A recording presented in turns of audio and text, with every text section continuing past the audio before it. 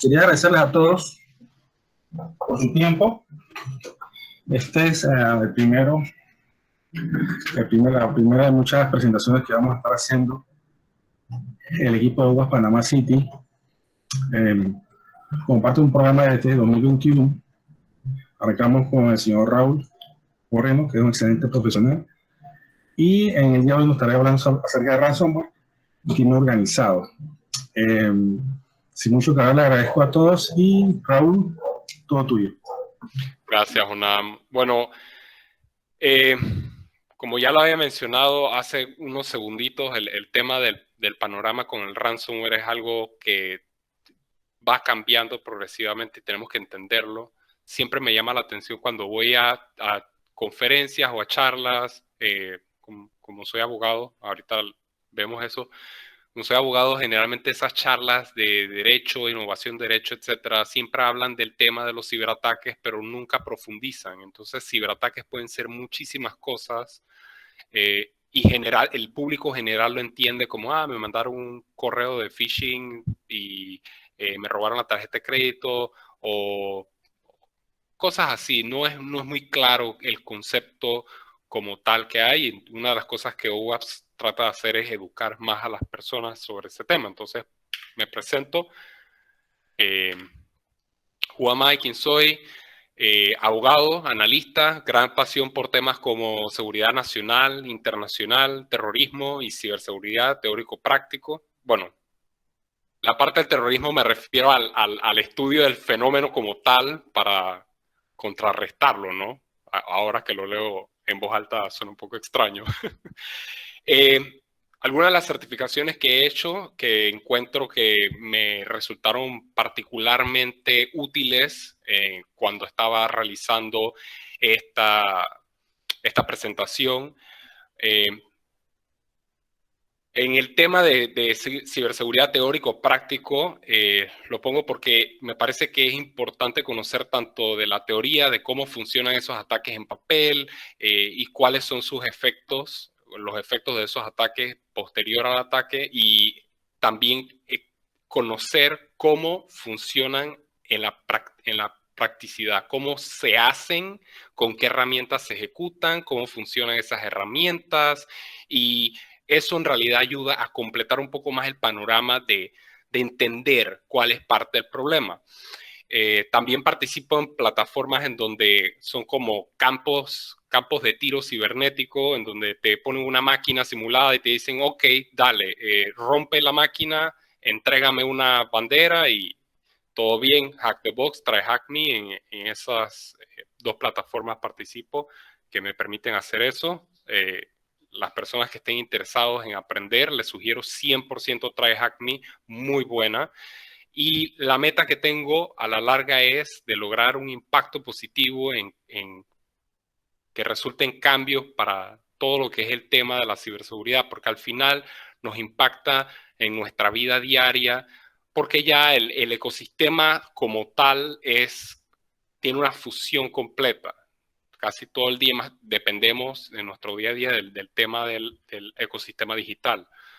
Particularmente en el tema legislativo, me gustaría poder hacer algún tipo de cambio, porque ahorita mismo realmente no tenemos una manera en la cual podríamos decir apropiadamente confrontar una situación de riesgo de la seguridad cibernética a nivel nacional. Y para las personas que estudian el tema de gobernanza y riesgo, sabemos que ignorar un riesgo no es una buena estrategia para lidiar y mitigar con el riesgo. Ok. Bueno, ransomware.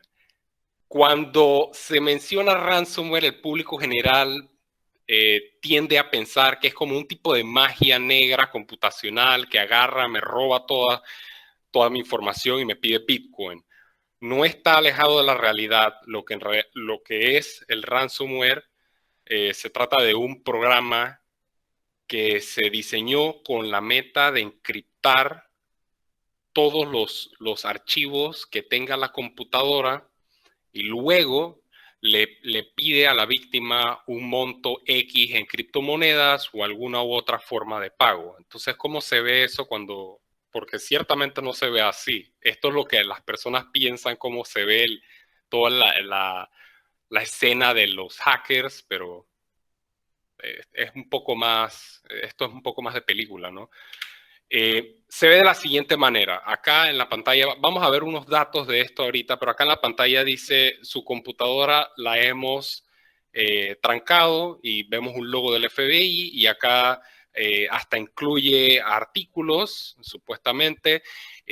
Dice que el sitio IP de la persona estaba visitando páginas de pornografía, zoofilia y abuso infantil y también estaban incentivando el terrorismo y le pusimos un alto a las actividades computacionales para parar la actividad ilegal.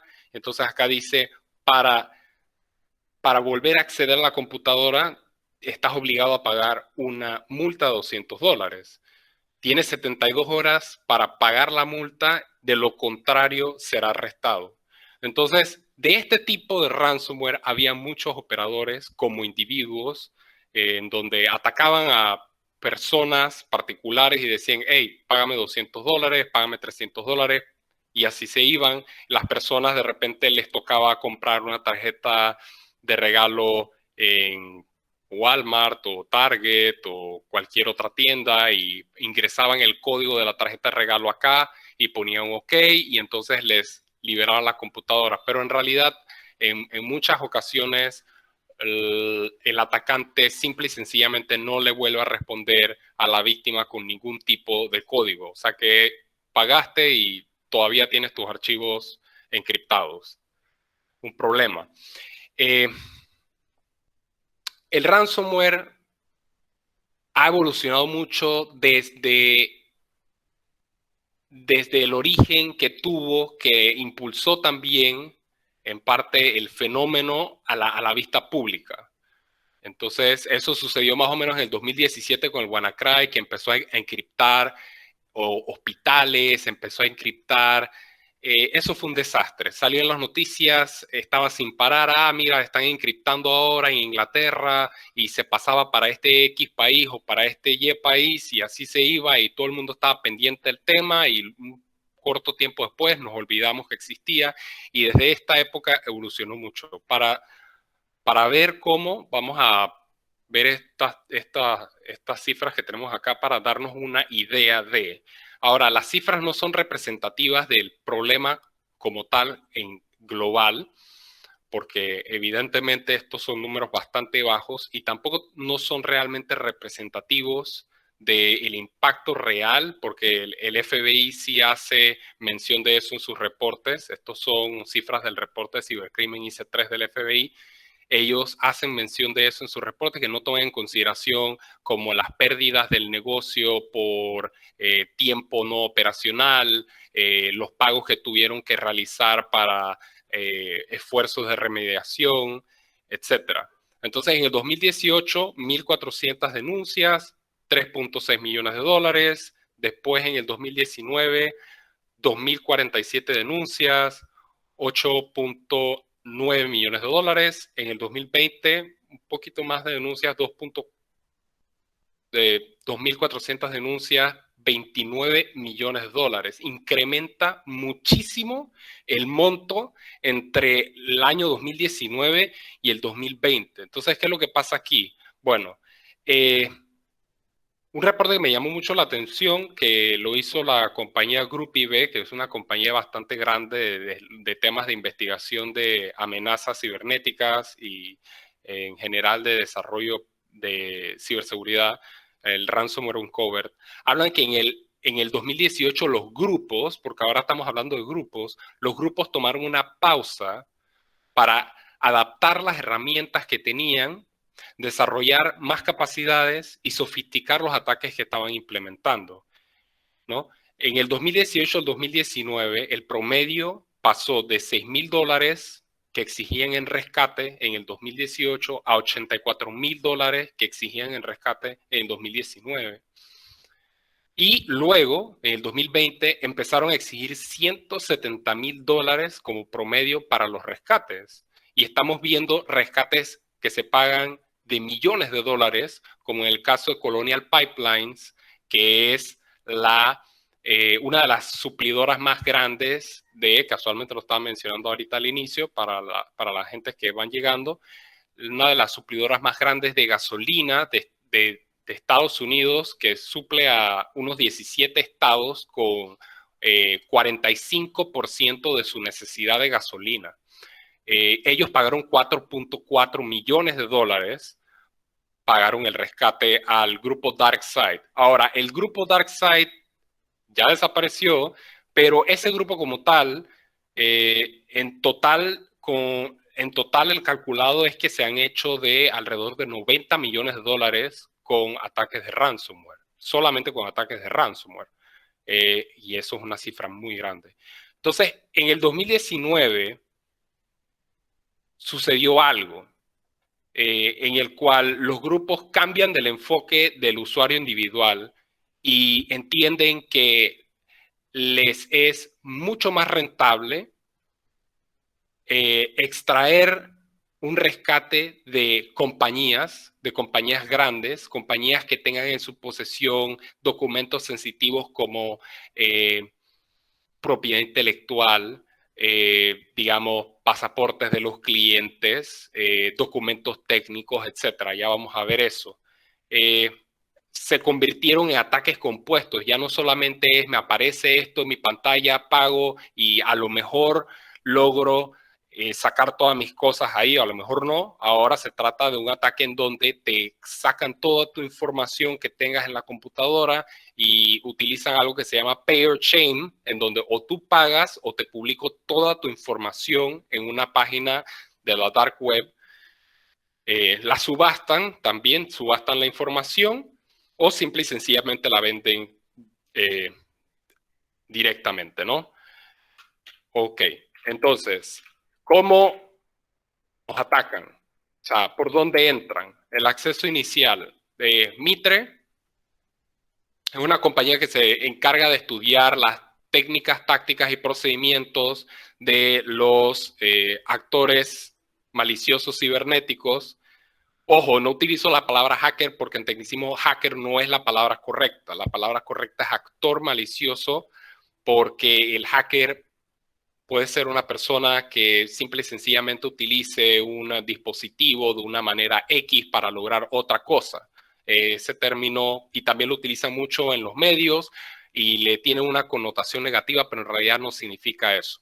Entonces, acá vemos que, de acuerdo al Mitre, parte de los tres más grandes vectores de ataque son servicios remotos externos. 52% de los ataques que sucedieron del 2019 al 2020 se dieron por esta entrada, o explotando aplicaciones públicas que tenían algún tipo de vulnerabilidad o estaban mal configuradas, etcétera, o phishing. Entonces acá vemos otra cosa. Aquí en Panamá,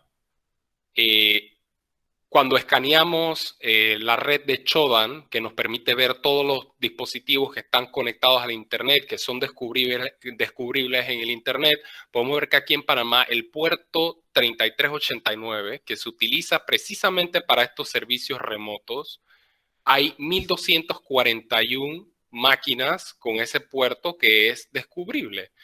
Y de esas 1,241, más o menos, 10% sufren de una vulnerabilidad CVE 2019-0708. ¿Qué significa eso? Esa vulnerabilidad le conocen como la vulnerabilidad Blue Keep. Lo que significa es que es relativamente fácil para un actor malicioso entrar y ejecutar comandos, o sea, hacer cosas de manera remota en estas 116 máquinas. Y dentro de estas 116 máquinas, bueno, en el total global, las 1,241 máquinas, se encuentran máquinas pertenecientes a partidos políticos de aquí de Panamá, partidos políticos, compañías de infraestructura crítica, de gas y de agua, y de electricidad, compañías de arquitectos, firmas de abogados también hay. Entonces, sí hay un riesgo. Panamá no aprendió la lección después de los Panama Papers. Y todos sabemos lo catastrófico que eso fue para la imagen internacional de Panamá, pero no aprendimos la lección, porque no hemos hecho nada relativamente desde aquel entonces. Y como prueba de esto y cualquier miembro de la comunidad de ciberseguridad aquí de Panamá les puede decir a ustedes si es cierto, no estamos haciendo lo suficiente para controlar el riesgo a futuro. Porque podríamos bien tener una situación de Panama Papers cada 3 meses en el panorama actual. Y esta imagen que ven en el fondo de todos esos desktops, todas esas pantallitas que ven ahí, todas esas pantallitas son pantallitas de empresas o de compañías locales que descubrí a través de este servicio. Y ahora, ¿quiénes ejecutan los ataques? ¿Okay? El cibercrimen organizado es bastante amplio y existen muchas diferencias en los diferentes grupos y lo que los motiva. En el caso de los grupos de ransomware, la principal motivación es una motivación financiera. Por ahí vi unos comentarios que no, que el ataque a Colonial Pipelines fue un ataque terrorista, pero lo que pasa es que los ataques terroristas tienen una motivación en el fondo de generar cambios políticos a través de la fuerza o a través del terror. Y el caso aquí era que ellos estaban motivados financieramente, son cosas distintas. Entonces, dentro de los grupos notables que operan ransomware, está Babuk, Club, Ryuk, Doppelpaymer, Ragnar y Darkseid. Y bueno, Darkseid cesó de existir.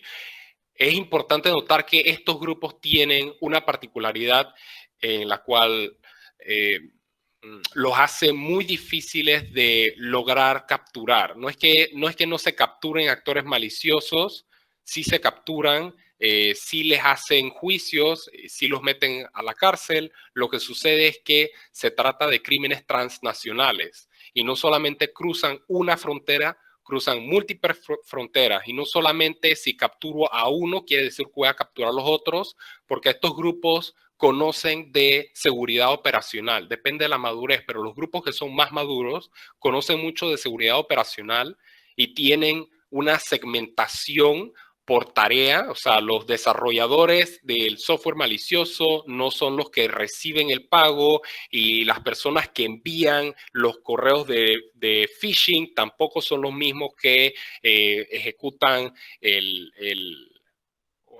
la elaboración del software, del programa. Esto acá, abajo, es en la dark web la página de entrada del grupo Club y pueden ver ahí todas las compañías, entre las cuales podemos ver Shell, la Universidad Princeton, Bombardier, una manufacturera canadiense de aviones, cuyo modelo 6500, el jet de negocios, lo utilizan como base para un avión militar de vigilancia. Y ese avión militar de vigilancia, el Global Hawk, casualmente da que lo estaba vendiendo la empresa Saab a los Árabes Emiratos Unidos por $1 billón. Entonces, ese es, y Qualys también es una empresa grande. Entonces, esta particularidad en la cual los grupos tienen para acceder a esta información los pone en una ventaja sobre la víctima, porque le pueden decir a la víctima en cualquier momento, oye, felicidades por tu contrato de $1 billón, sería una lástima total que empieces a filtrar estos datos y que pongas en riesgo ese contrato. Y los grupos también, cuando las compañías deciden negociar, voy a negociar, me voy a comprar tiempo, son grupos que sí entienden de ese tipo de tácticas. Y acá hay un mensaje que le deja Club. De hecho, es el único mensaje que publica el grupo en toda su página web a otra compañía, en donde le dice a la compañía Right Medical Group, sabemos que están tratando de comprar tiempo para que no afecten su valoración del mercado, pero existe información dentro de la cual nosotros robamos que le va a interesar muchísimo al mercado de la bolsa, y sabemos que muchos de sus ejecutivos tienen algunos intereses no relacionados con el trabajo. ¿A qué se referirán?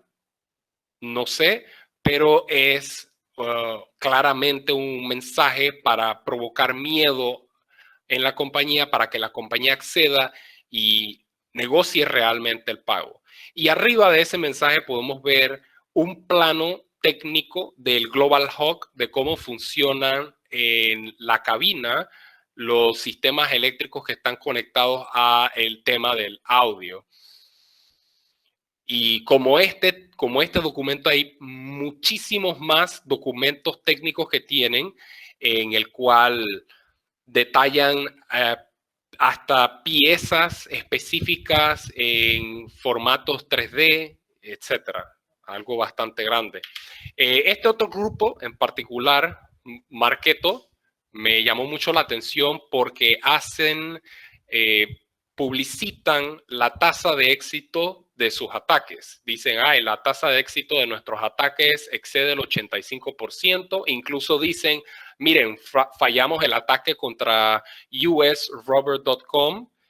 Tienen un grupo de Telegram. Muchos de estos grupos tienen grupos en Telegram en donde anuncian, oye, hay un leak así, asá, y viene en 2 días a la página.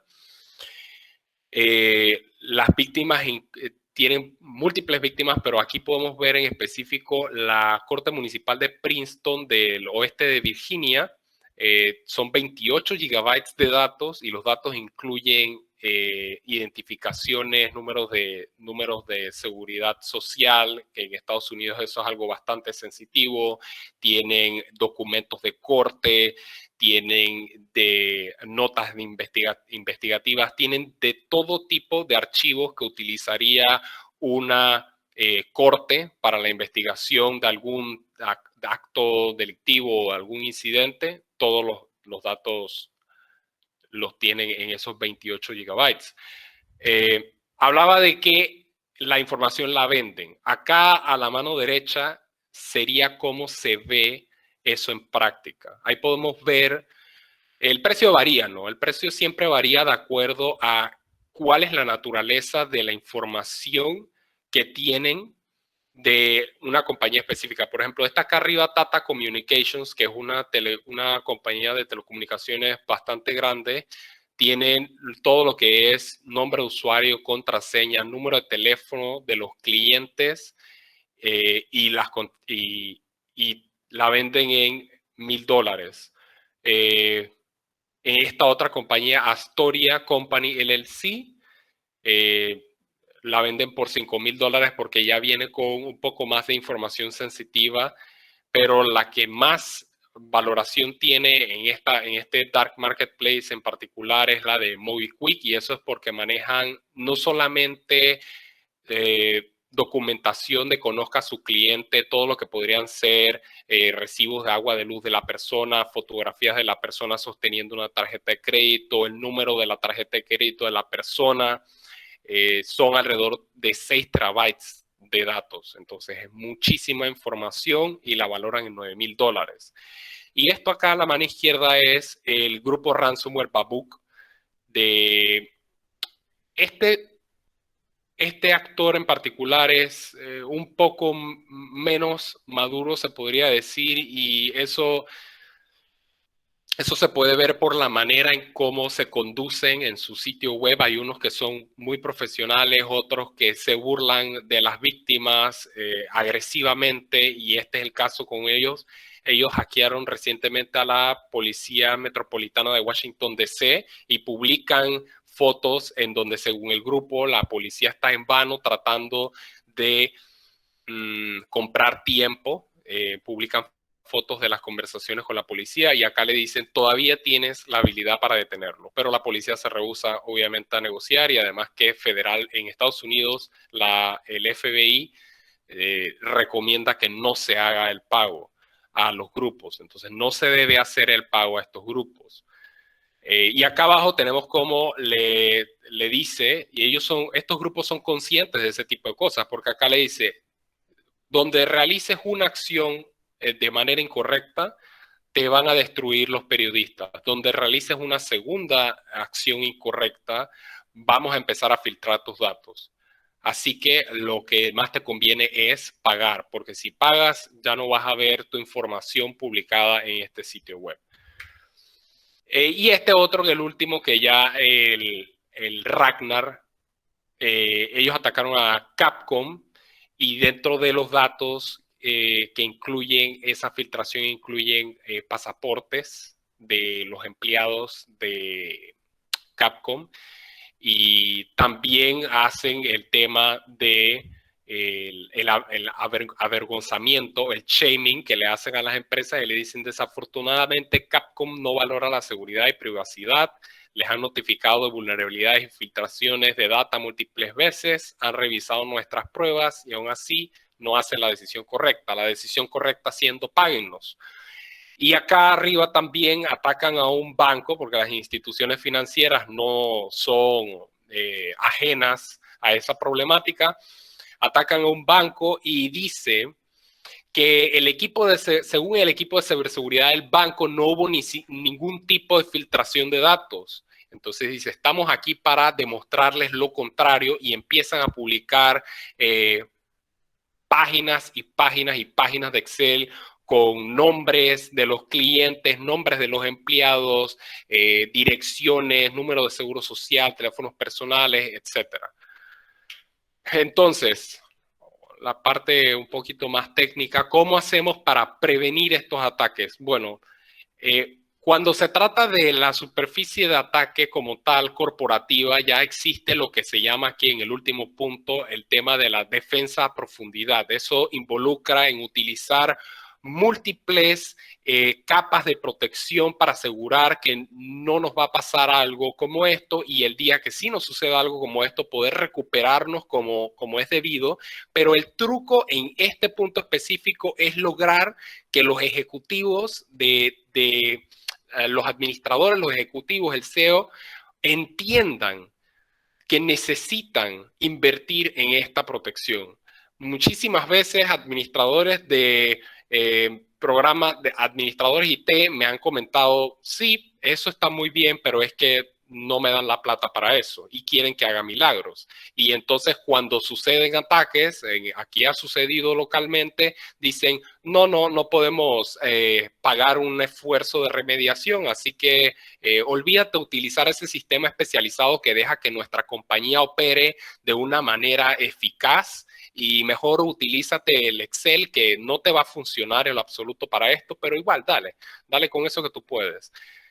Las cosas que podemos hacer como individuos es limitar la información que publicamos en redes sociales. Y a lo que me refiero a esto es limitar el grupo que tenemos con el cual compartimos información. No todas las personas deberían poder ver absolutamente todo lo que hacemos en todo momento, a cada momento, porque eso le permite a estos grupos, y estos grupos estudian muchísimo el comportamiento de las personas dentro de las organizaciones a través de redes sociales. Ah, mira, aquí está, ella es de recepción y salió el viernes pasado con el man que es gerente de informática o con el gerente de operaciones. Ah, ok, pero mira, lo hace repetidas veces. O sea, que si a él le llega algún tipo de adjunto de foto de nuestra salida o algo así por el estilo, le va a dar un poco de curiosidad, a lo mejor la va a abrir y resulta ser que es un ataque de ransomware.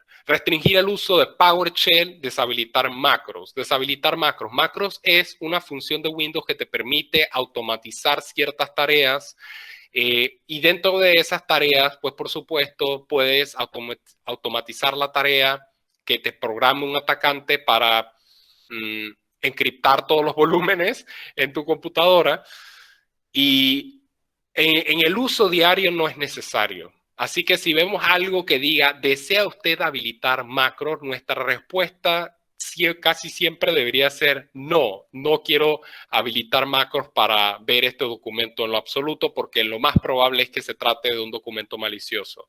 Restringir el uso de PowerShell. PowerShell es muy útil para cuando se están corriendo tareas administrativas dentro del sistema, pero el usuario final no corre tareas administrativas dentro del sistema, no lo necesita y por eso es mejor desactivarlo. Y la parte de implementar programas de entrenamiento al usuario para que pueda identificar y reportar actividad sospechosa, porque muchos todavía estamos en este tema de, mira, sí, me están tratando de contactar de Nigeria para ofrecerme $4 millones porque se me murió mi tío que estaba relacionado conmigo distante de sangre, pero estos son spam phishing, no es un ataque de phishing que está diseñado particularmente para los ojos de una persona en específico. Cuando se trata de ese tipo de phishing, spear phishing, mucho más específico y puede ser acompañado con, por ejemplo, una línea de correos legítima del negocio en donde la persona puede decir, sí, mira, yo de verdad sí mandé ese correo. Entonces eso quiere decir que esta línea de correos es cierta y que ese adjunto que viene allí también. No necesariamente. Entonces tenemos que lograr que el usuario sea una primera línea de defensa, pero en muchas situaciones eso es particularmente difícil porque se trata de un esfuerzo prolongado en el tiempo. Y con eso termino la presentación. Les agradezco muchísimo venir y ahora abrimos un periodo de preguntas. ¿Cierto, Nam? Sí, correcto. Muchas gracias, Raúl. Los participantes, algunos tendrán una consulta que pueda responder el señor Raúl o algún comentario sobre el tema.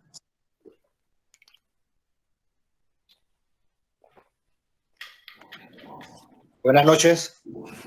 Buenas noches, ¿qué tal? Sí, quisiera hacer una consultita.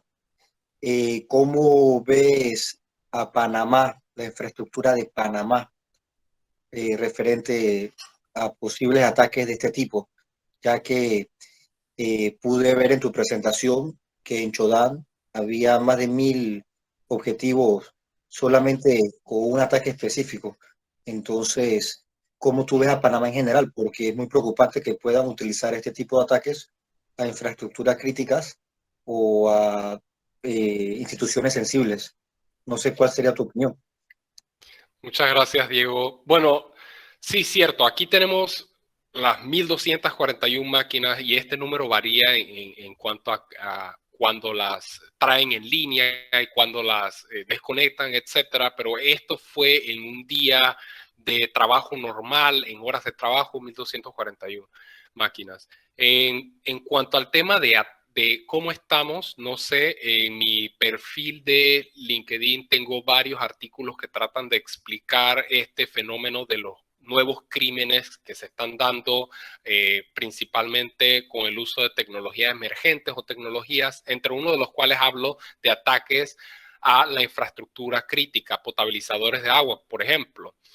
Para ese artículo pude extraer varias piezas esenciales de información de cómo funcionaban las interfaces máquina-humano de una potabilizadora de la localidad y pude ver muchísima información que estaba publicado tanto en la página web de la persona que se encarga de la instalación como de la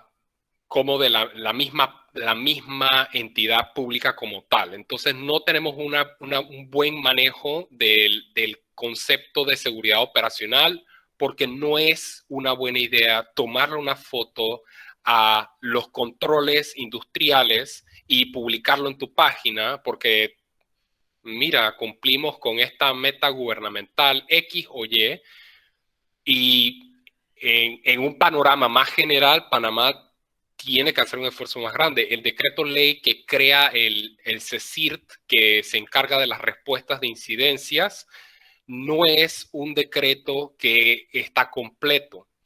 Le hacen falta muchísimas piezas claves para que nosotros podamos entender a nivel de seguridad nacional qué es lo que tenemos que hacer o nuestra guía para empezar a asegurar la infraestructura crítica del país y también otras compañías cuyas interrupciones de servicio generarían grandes estragos. Imagínense que ataquen con ransomware, bueno, ya no es lo que era cable onda, y que nos quedemos todos sin internet por una semana porque no logran hacer una remediación. Eso sería bastante malo. Pero bastante posible, lastimosamente.